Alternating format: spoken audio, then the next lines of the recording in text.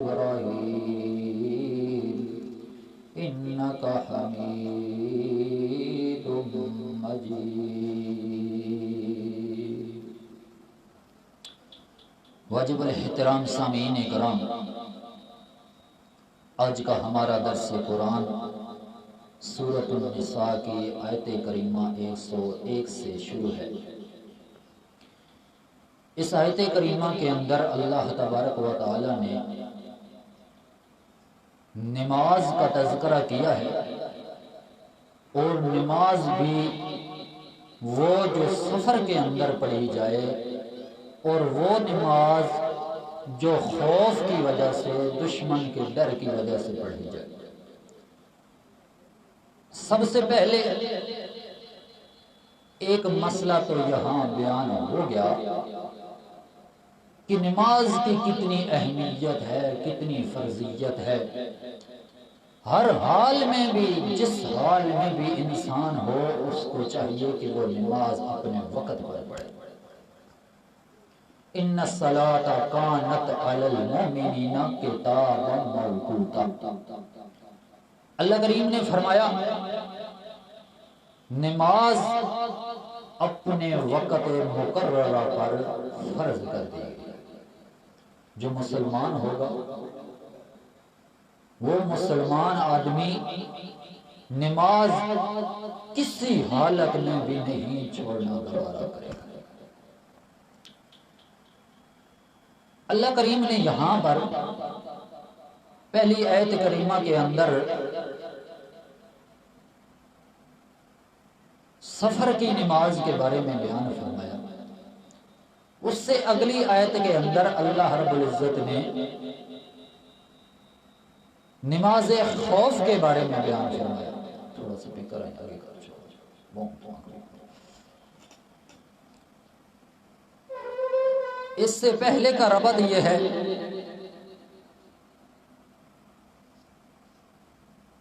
کہ اللہ تبارک و تعالی نے پچھلے رکوع کے اندر جہاد کا تذکرہ کیا، پھر جہاد کرنے کے اندر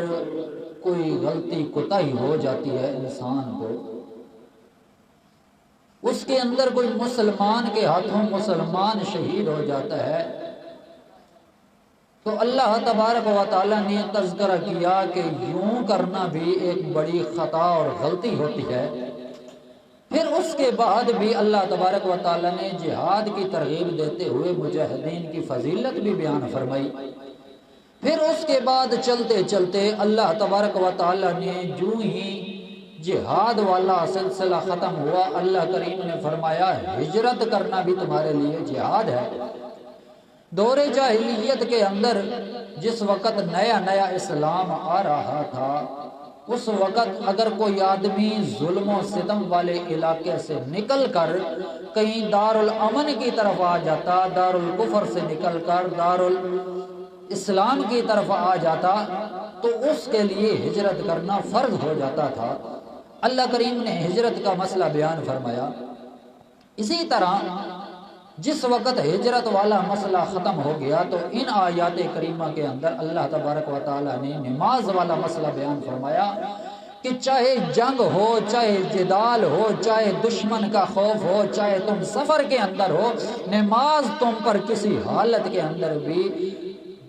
معاف نہیں ہے، تمہارے اوپر ہر حالت میں فرض کی گئی ہے۔ تو اس آیت کریمہ کے اندر اللہ تبارک و تعالی نے فرمایا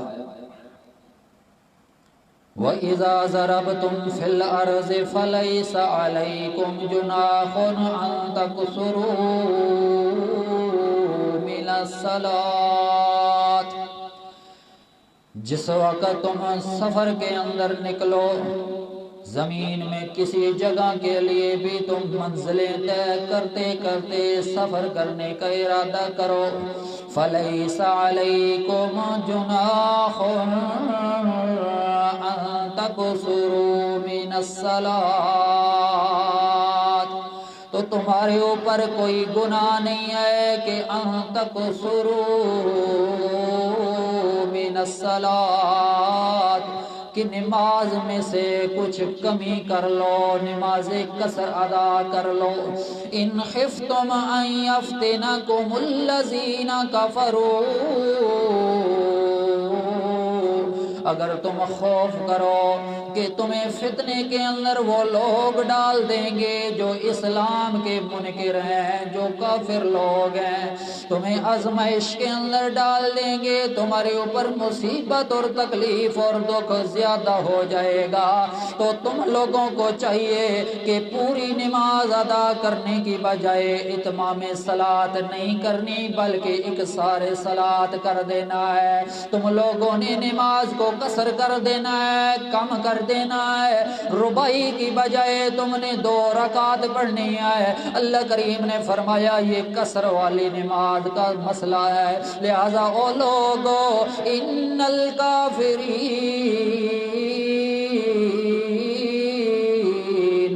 قانوا لکم عدوا مبینا، یہ جو کافر لوگ ہوتے ہیں، دشمن لوگ ہوتے ہیں، یہ تو تمہارے کھلے اور صریح واضح طور پر دشمن ہے، لہذا دشمنوں کے سامنے تم لوگ اگر نماز پڑھنے لگ جاؤ گے،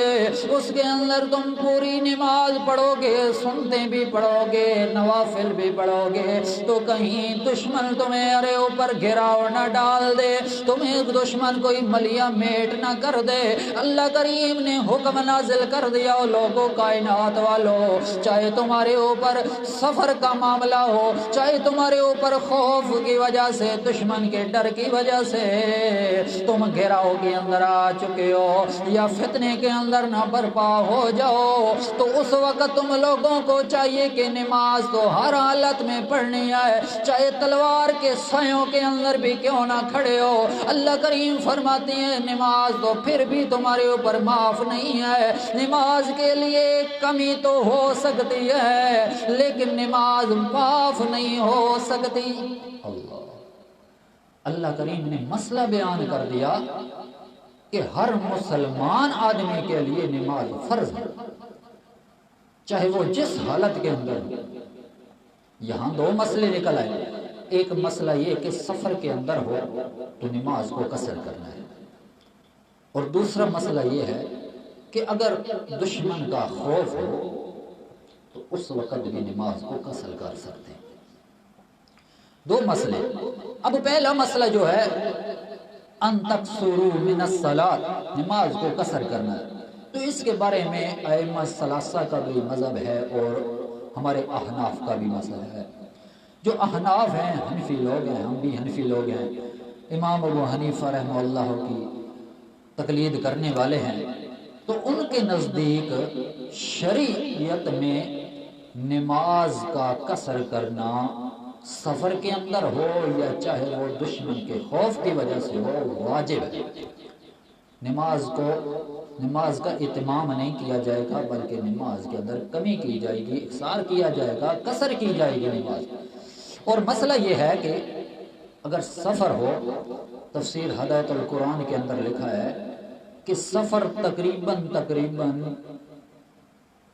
87 کلومیٹر ہونا چاہیے، تب آدمی کی قصر نماز ہوگی۔ 87 کلومیٹر تفسیر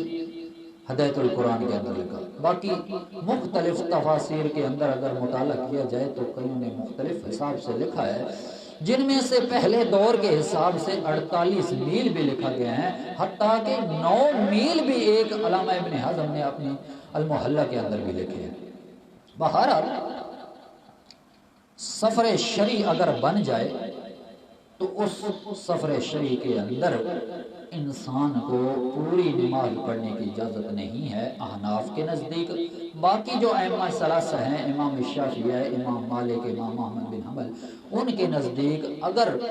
اہتمام ہو سکتا ہے تو کوئی حرج نہیں، وہ پڑھ سکتا ہے، اس کے لیے جائز ہے۔ لیکن احناف کے نزدیک مسئلہ یہ ہے کہ سفر ہو یا دشمن کا خوف ہو، نماز کو قصر کرنا واجب ہے، اگر پوری پڑھے گا تو وہ گناہگار ہوگا۔ مسئلہ سمجھ آ گیا؟ بہت لمبی وجہات کے اندر نہیں جاتا، نہیں تو یہاں پر علماء کرام کے اور ائمہ کے بہت سارے دلائل موجود ہیں، قرآن مجید کے بھی یہ دلائل موجود ہیں، اور احادیث مبارکہ کے بھی دلائل موجود ہیں۔ تو یہاں پر دو مسئلے ہو گئے۔ پہلا مسئلہ تو حل ہو گیا کہ نماز قصر پڑھنی ہے، اور اگر اہتمام ہو بھی صحیح، آدمی سفر کے لیے جا رہا ہے، چکوال گیا، پنڈی گیا، اسلام آباد گیا، جہاں بھی گیا، تو سفر کا اس کا بن گیا میل، اتنے کلومیٹر بن گئے،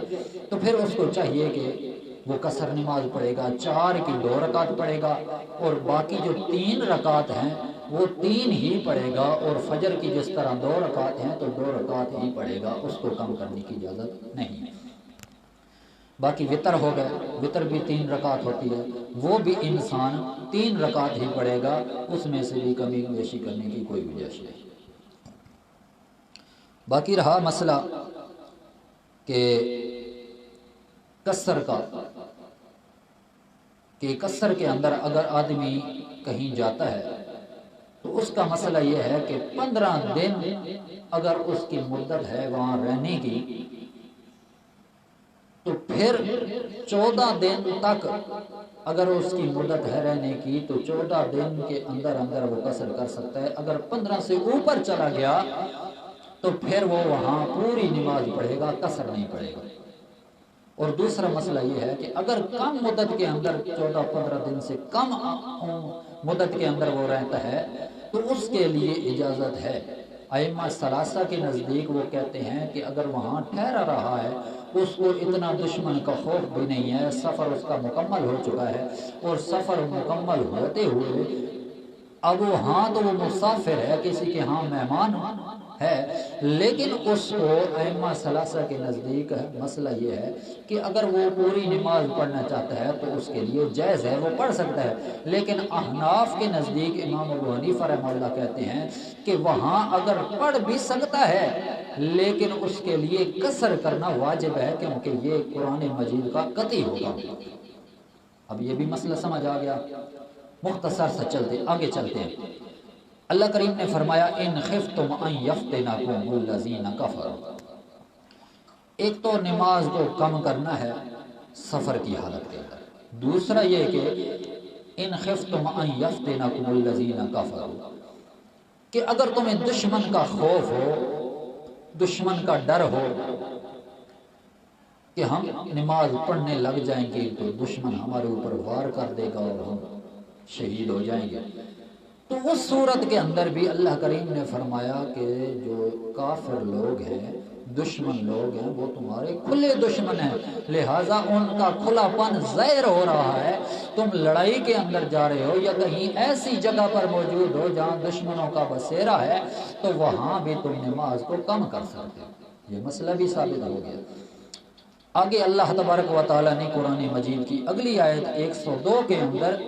نماز خوف کا مسئلہ بیان فرمایا کہ جہاد کے اندر، کیونکہ پیچھے بھی جہاد کا تذکرہ ہے، درمیان میں مجاہدین کو بھی ترغیب دی گئی، جہاد کی ترغیب دی گئی، اور مجاہدین کی فضیلت بھی بیان کی گئی، ہجرت والا بھی مسئلہ چل پڑا۔ اسی طرح اللہ تبارک و تعالیٰ فرماتے ہیں پھر اسی طرح میدان جنگ کے اندر بھی آدمی کھڑا ہو تو اس وقت بھی انسان کے اوپر نماز پڑھنا فرض ہے، وہاں بھی کسی صورت کے اندر نماز معاف نہیں ہے۔ تو اس صورت کے اندر تم لوگوں نے نماز کس طرح پڑھنی ہے؟ تو اللہ کریم نے قرآن مجید کے اندر قطعی فیصلہ کر دیا کہ نماز میرا پیغمبر یوں پڑھاؤ ان لوگوں کو تاکہ اس میدان کارزار کے اندر بھی، جہاد والے معاملے کے اندر بھی، یہ انسان نماز سے کبھی بے خبر اور غافل نہ ہو جائے۔ نماز ہر حال میں پڑھنی ہے کہ نہیں پڑھنی؟ مسلمان پر فرض ہے کہ نہیں فرض ہے؟ ہر حالت کے اندر پڑھنی ہے، چاہے وہ سفر ہو، چاہے حاضر ہو، چاہے مقیم ہو، چاہے رہائشی ہو، چاہے وہ مسافر ہو، چاہے خوف کی وجہ سے بھی ہو، لیکن نماز اس کے لیے پھر بھی ضروری ہے، فرض ہے۔ نماز کسی حالت کے اندر، کسی صورت کے اندر بھی معاف ہو، بچ نہیں سکتا اس سے۔ اللہ کریم نے قرآن مجید کے اندر فرمایا وَإِذَا كُنْتَ فِيهِمْ فَأَقَمْتَ لَهُمُ الصَّلَاةَ فَلْتَكُنْ طَائِفَةٌ مِّنْهُمْ مَعَكَ وَلْيَأْخُذُوا أَسْلِحَتَهُمْ۔ مسئلہ بڑا توجہ والا ہے، اگر آپ کی توجہ ہوگی تو آپ کو یہ مسئلہ سمجھ آ جائے گا۔ آج کل بھی حالات یوں ہی گزر رہے ہیں وہ فلسطینیوں پر بھی، اور اسی طرح جو دوسرے ممالک مسلمان ہیں ان کے اوپر جو ظلم و ستم ہو رہا ہے، ان کو دشمن کا خوف ہے، لیکن ان کے لیے بھی یہی حکم ہے کہ نماز بھی کسی صورت کے اندر معاف نہیں ہے، اس وقت بھی نماز پڑھنی ہے، چاہے وہ انڈیا کے مسلمان ہوں، چاہے وہ فلسطین کے مسلمان ہوں، چاہے وہ اردن کے مسلمان ہوں، چاہے وہ کسی اور برما کے مسلمان ہوں، جس ملک کے اندر بھی مسلمانوں پر زیادتی کی جا رہی ہے، دشمن کا خوف ہے، نماز ان پر بھی فرض ہے، نماز سے پھر بھی وہ بچ نہیں سکتے۔ تو اللہ کریم نے قانون بنا دیا، جہاد کے اندر ہو تو اس وقت نماز کو کس طرح ادا کرنا ہے۔ اللہ کریم نے فرمایا وَإِذَا كُنْتَ فِيهِمْ، اے میرا پاک پیغمبر محمد رسول اللہ صلی اللہ علیہ وسلم، جس وقت میرا پیغمبر آپ ان کے اندر موجود ہو، فَأَقَمْتَ لَهُمُ الصَّلَاةَ، اور جہاد کر رہے ہو میرا پیغمبر محمد رسول اللہ صلی اللہ علیہ وسلم، تو فَأَقَمْتَ لَهُمُ الصَّلَاةَ،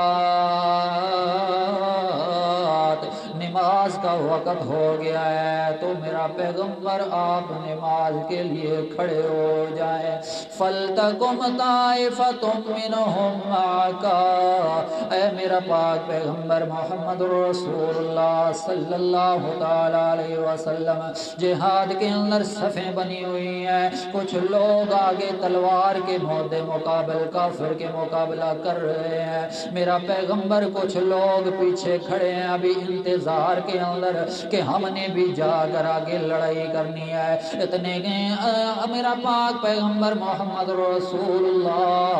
وقت نماز کا ہو گیا ہے، میرا پیغمبر آپ دو جماعتیں اپنے صحاب کی بنا لیں، ان میں سے ایک جماعت جو ہے وہ لڑائی کے لیے لڑتی رہے، دوسری جماعت جو پیچھے کھڑی ہو اس کو چاہیے کہ میرا پیغمبر تیرے ساتھ چل کے نماز ادا کریں۔ فَأَقَمْتَ لَهُمُ الصَّلَاةَ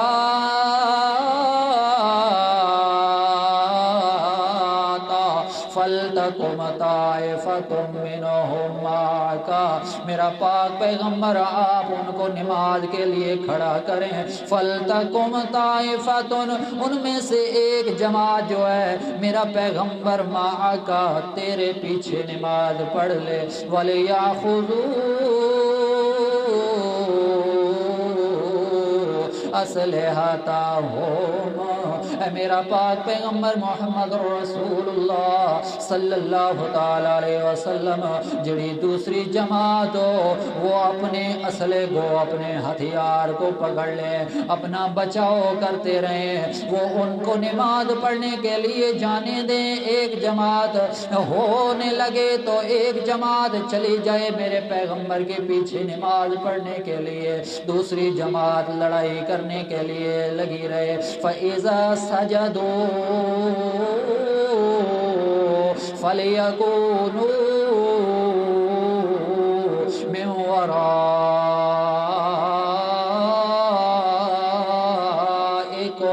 اللہ کریم فرماتے ہیں میرا پاک پیغمبر جس وقت سجدہ کرو فَلْيَكُونُوا،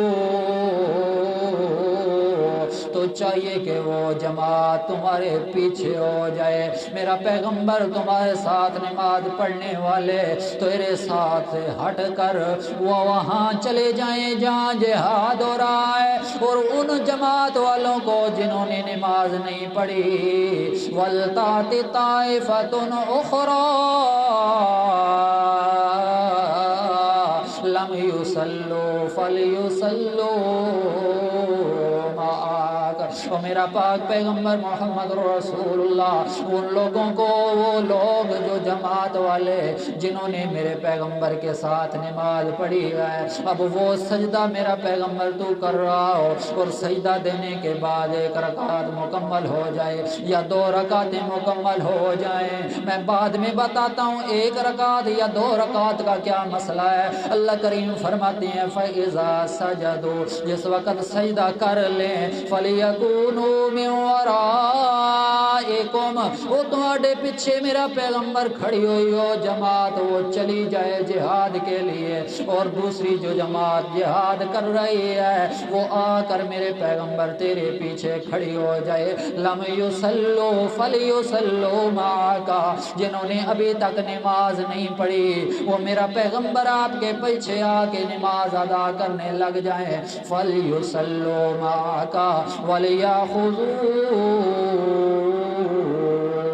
खिज़रहुमा व असलहतहुमा, और जो वो जाने वाली जमात है उनको चाहिए कि वो अपने असले को अपने हथियार को भी ले लें। व असलहतकुम खिज़रहुम व असलहतहुम, अपने बचाव का सामान भी अपने साथ ले लें ताकि वो लड़ाई करें और दूसरी जमात आकर मेरे पैगंबर के पीछे नमाज पूरी करे। क्योंकि इसलिए वद्दल्लज़ीना कफ़रू लौ तग़फ़ुलूना अन असलहतिकुम व अमतिअतिकुम फयमीलूना अलैकुम मैलतन वाहिदा। मेरा पाक पैगंबर मोहम्मद रसूलुल्लाह सल्लल्लाहु तआला अलैहि वसल्लम ये हुक्म इसलिए दिया जा रहा है, अगर हम सबको हुक्म देते कि नमाज पढ़ो मेरे पैगंबर के पीछे, तो फिर यूं होता कि दुश्मन तुम्हारे ऊपर हावी हो जाते, तुम लोग मगलूब हो जाते, दुश्मन गालिब आ जाते। वद्दल्लज़ीना कफ़रू लौ तग़फ़ुलूना अन असलहतिकुम व अमतिअतिकुम फयमीलूना अलैकुम मैलतन वाहिदा। वो जो लोग हैं वो तो यही चाहते हैं, जो इस्लाम से इनकार करने वाले हैं, जो तुम्हारे दुश्मन हैं, जो कुफर वाले हैं, जो काफिर लोग हैं, वो तो यही इरादा करते हैं, यही उनकी चाहत होती है कि लौ तग़फ़ुलूना अन असलहतिकुम व अमतिअतिकुम, वो तुम्हें बेखबर कर दें, वो तुम्हें इस बात से गाफिल कर दें, तुम्हारे असले से तुम्हें बेखबर कर दें, तुम्हारे साजो सामान से तुम्हें बेखबर और गाफिल कर दें, और फिर क्या करें? फयमीलूना अलैकुम मैलतन वाहिदा। अल्लाह करीम फरमाते हैं फिर उनकी चाल ये हो कि फिर वो तुम्हें जिस वक्त गाफिल कर दें तुम्हारे अपने साजो सामान से, अपने असलियों से, फिर तुम्हारे ऊपर धावा बोल दें, फिर तुम्हारे ऊपर वो झुक जाएं। फयमीलूना अलैकुम, फिर तुम्हारे ऊपर वो हमला कर दें, ऐसा हमला के मैलतन वाहिदा, यकबारगी के साथ एकदम हो कि वो तुम्हारे ऊपर हमला कर दें, तुम्हारे ऊपर झुक जाएं और हमला कर दें, फिर तुम्हें मिलिया मेट कर दें। ये उनकी चालाकी है, ये उनकी चालबाजी है। लिहाजा मैं अल्लाह करीम फरमाता हूँ मेरा पैगंबर दो जमातें बना ले, एक जमात को तू नमाज पढ़ा, एक जमात लड़ती रहे, जिहाद करती रहे, और फिर वो जिहाद करे और दूसरी नमाज पढ़ने चली जाए मेरा पैगंबर तेरे पीछे। वला जुनाहा अलैकुम इन काना बिकुम अज़म मिन मतरिन। अल्लाहु अकबर। मसला साबित हो गया कि जंग के मैदान के अंदर भी नमाज नहीं छोड़ सकते। अब यहाँ पर मसला ये है कि फैज़ा सजदू फलयकूनू मिन वराइकुम, 2 रकात मेरा पैगंबर पढ़ ले, 4 रकातों वाली नमाज हो, 2 रकात मेरा पैगंबर पढ़ ले तो वो पहली जमात के साथ नमाज पढ़ने वाली जमात वो दोबारा चली जाए, दूसरी आ जाए, फिर वो 2 रकातें मेरा पैगंबर के साथ पढ़ेगी, फिर मेरे पैगंबर सलाम फेरेंगे और वो अपनी खड़े होकर 2 रकातें पूरी करेगी, फिर उसके बाद वो जाएंगे, वो पहली जमात फिर दोबारा लौटेगी और फिर वो नमाज बनाई पड़ेगी। तो ये सारी की सारी उनकी नमाज और जिहाद ये सारी नमाज बन जाएगी। ये अल्लाह तबारक व तआला का हुक्म है। नमाज किसी सूरत के अंदर भी माफ नहीं है, और अल्लाह तबारक व तआला नमाज ही को जिहाद बना दिया, जिहाद को नमाज बना दिया। जिहाद भी करते रहें, नमाज भी पढ़ते रहें, सारा सवाब सारा वक़्त वो नमाज के अंदर ही लिखा जाएगा। इतनी बड़ी फजीलत है नमाज की। अल्लाह अकबर। अब यहाँ एक मसला है, और मसला ये है कि अगर मुसाफिर है, मिसाल के तौर पर सफ़र बहुत ज़्यादा लंबा है, आदमी यहाँ से किसी और मुल्क के अंदर चला जाता है, जिहाद करने की नीयत से जिहाद के लिए जाता है, تو پھر اس کے اوپر تو اب نماز قصر کرنی ہے۔ تو اس صورت کے اندر اپنے پیغمبر کو حکم دیا اللہ کریم نے کہ میرا پیغمبر 2 رکعتوں نماز والی پڑھنی ہے فرض، تو 2 رکعتوں میں سے میرا پیغمبر 1 رکعت کے جس وقت سجدہ پورا ہو جائے تو اس وقت ایک جماعت آپ کے پیچھے سے ہٹ جائے، دوسری آ جائے۔ اور اگر بلا فرض یہ بھی ہو سکتا ہے کہ سفر اتنا نہیں ہو، بس دشمن کا خوف ہے، یہ لڑائی کی وجہ سے تھوڑے قدم چلے ہیں اور ابھی مقیم ہی ہیں، سفر ہمارا ختم ہو گیا ہے اور ہم نے جہاد کرنا شروع کر دیا ہے، اتنی مسافت بھی نہیں بنی کہ کتنی ہمارے اوپر سفر یعنی قصر والی نماز فرض ہو جائے، تو اس صورت کے اندر مسئلہ یہ ہوگا کہ میرا پیغمبر، اگر تم لوگوں نے جس طرح آیت کریمہ کے شان نزول سے ثابت ہو رہا ہے کہ غزوہ احد کے بعد جس وقت مارکہ خمراء الاسد ہوا تو اس وقت وہ خمراء الاسد جو مقام ہے اس کے اندر میرے پیغمبر کے صحابہ اکرام نے خیمے لگائے، تو اس صورت کے اندر وہ مدینہ سے 8 میل کے فاصلے پر تھا اور 8 میل ابھی سفر بنتا نہیں ہے، لہٰذا اس صورت کے اندر اگر نماز پڑھنی ہے تو 4 رکعتیں ہی پڑھی جائیں گی، پوری نماز ہی پڑھی جائے گی۔ تو اس صورت کے اندر مسئلہ یہ ہے کہ میرا پیغمبر دشمن کا خوف ہو، ان کا پڑاؤ اگر خطرہ ہو ڈالنے کا، تو پھر میرا پیغمبر آپ 2 رکعتیں ایک جماعت کو پڑھا دیں، پھر 2 رکعتیں دوسری جماعت کو پڑھا دیں، اور پھر دوسری جو جماعت ہے وہ آپ سلام پھیر دیں، وہ کھڑی ہو کر 2 پوری کر لے، پھر چلی جائے، پھر پہلی والی جماعت آ جائے، پھر وہ اپنی 2 رکعتیں پڑھ کے پھر وہ پڑھے ہوئے۔ تو مسئلہ یہاں ایک اور ثابت ہو گیا کہ جماعت کی نماز بھی بڑی اہمیت اور فرض ہے، بڑی فضیلت رکھتی ہے جماعت کے ساتھ نماز پڑھنا۔ بعض لوگ تو رات کو سوئے رہتے ہیں اور جماعت کے ساتھ نماز بھی صبح کی رہ جاتی ہے، یہ تو ہمارا عام فہم معاملہ ہے۔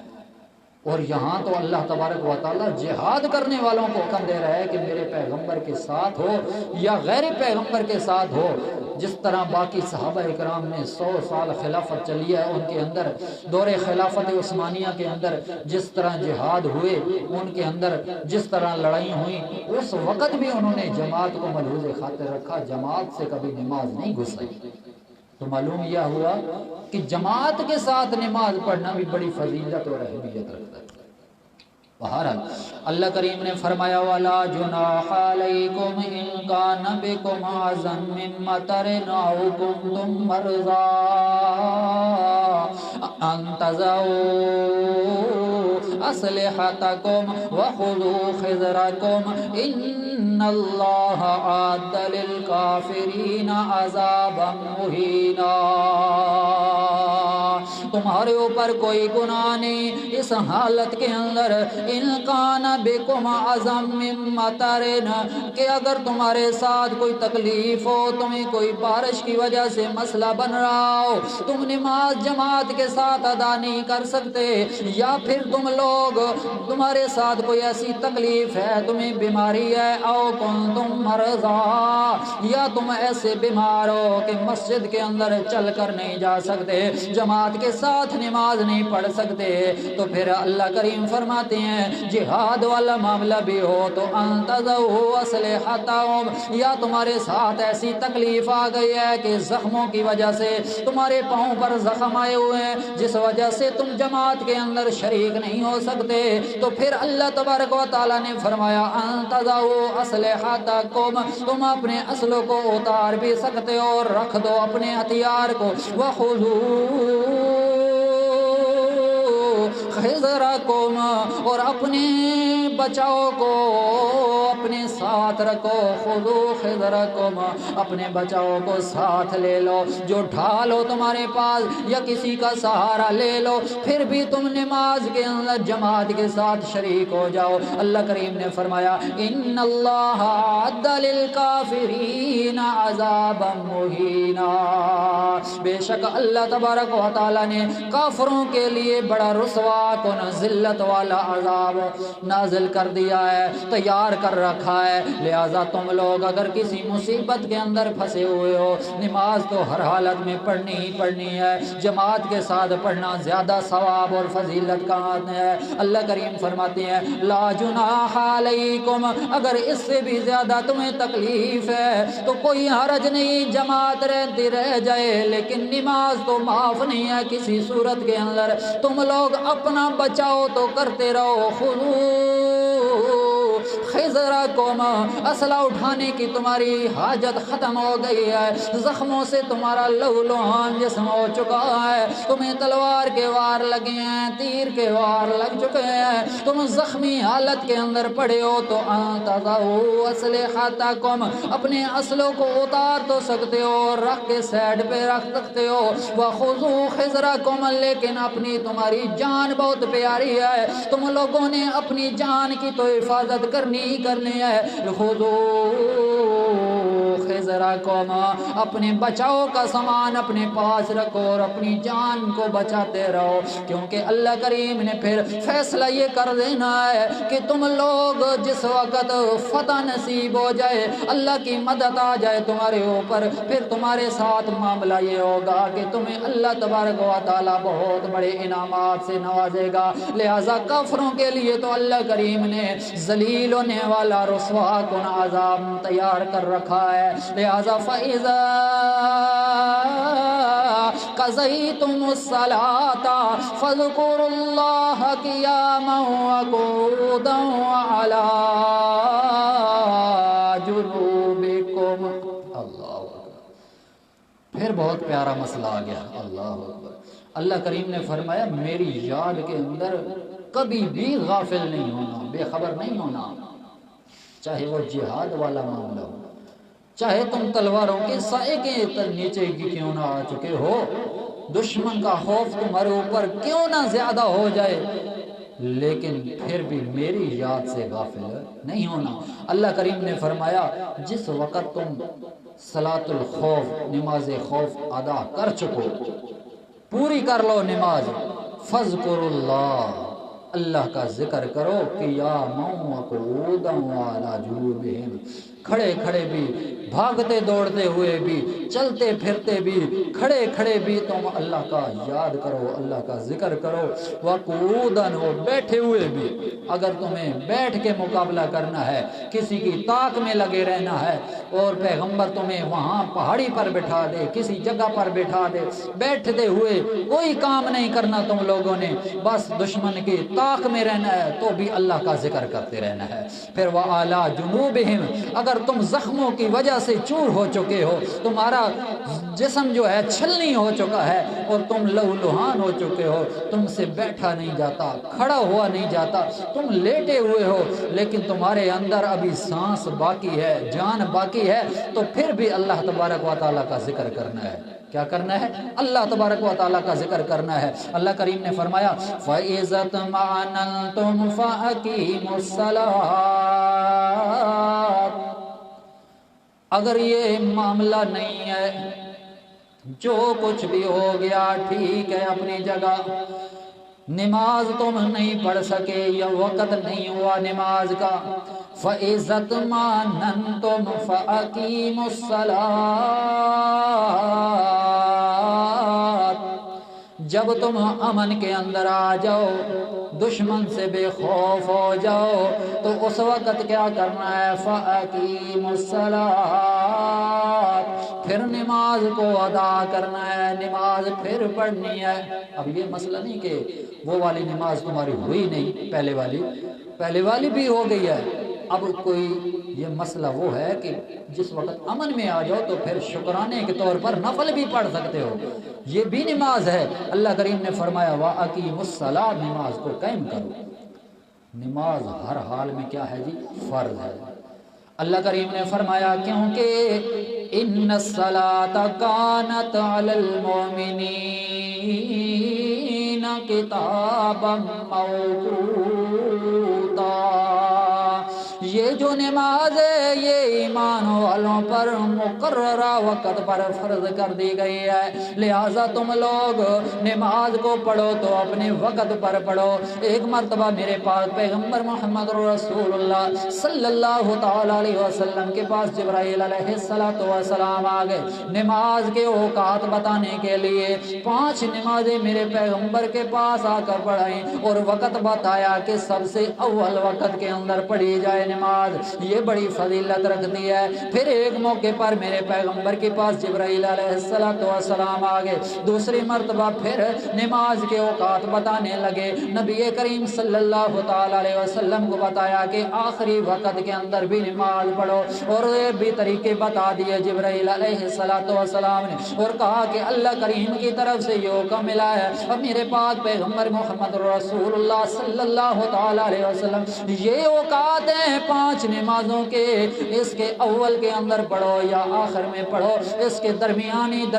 وقت کے اندر یہ 5 نمازیں پڑھی جا سکتی ہیں، باقی اپنے موسم کے اعتبار سے پڑھنے کا شیڈول بنا لو۔ لہٰذا اللہ کریم کے پاک پیغمبر محمد رسول اللہ صلی اللہ تعالی علیہ وسلم نے قرآن مجید کی آیت سے، جو قرآن مجید کے اندر ہین تم سونا وہین تصبحون، اس آیت کے اندر 5 نمازوں کا تذکرہ ہے، وقت بھی بتائے جا چکے ہیں۔ اللہ کریم نے فرمایا ان الصلاۃ کانت علی المؤمنین